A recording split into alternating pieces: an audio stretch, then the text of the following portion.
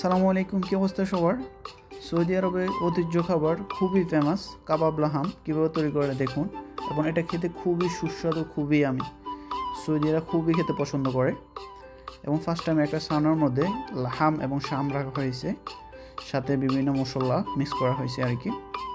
শাম বলতে বাংলাদেশে বোঝায় চর্বি, আর লাহাম বলতে মাংস বোঝায়।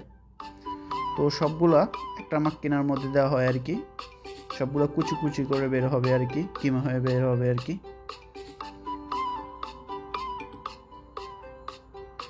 এবং সৌদিরা বিশেষ করে সবচেয়ে খেতে পছন্দ করে, এমনিতে মাসরিরাও খেতে পছন্দ করে এবং সুরিরাও খেতে পছন্দ করে, আরব কান্ট্রি সব দেশে খেতে পছন্দ করে। এবং এটার মাংস মূলত দুব্বার মাংস এমনিতে, এবং সাথে বাসাল এবং ফিলফিল মিক্স করা হয় এবং সুন্দরভাবে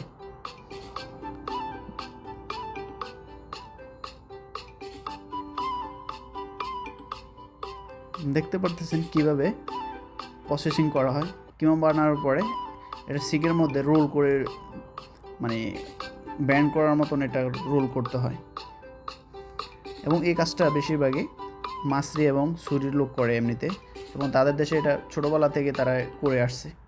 আমরা বাংলাদেশে এটা কখনোই পারবো না।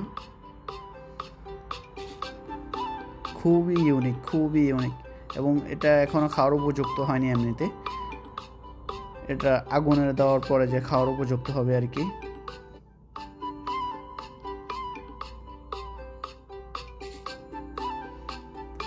তো বিশেষ করে আমরা বাংলাদেশে এরকম কাজ নাই এমনিতে, কিন্তু সৌদি আরবে এটার খুবই কাজ আছে এমনিতে, এবং যারা এগুলো কাজ জানেন এবং তাদের স্যালারি অনেক ভালো, বিশেষ করে যারা এগুলো কাজ জানে। মালহামার, এটা মূলত কাজটা, এই জায়গার নামটা বলে মালহামার কাজ। আর এই যে কাজ করতেছে ওই হলো মাসরির, এবং খুবই ভালো লোক।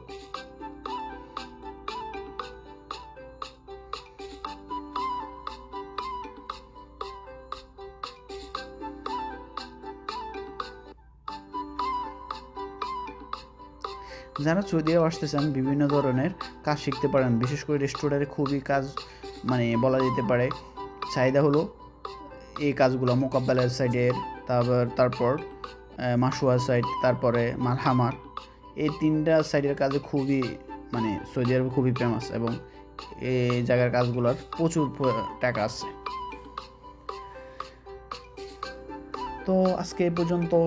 সবাই ভালো থাকবেন, সুস্থ থাকবেন। কেমন ধরেন আপনার ভিডিও চান অবশ্যই আমার কমেন্ট বক্সে জানাবেন। তো আল্লাহ হাফেজ।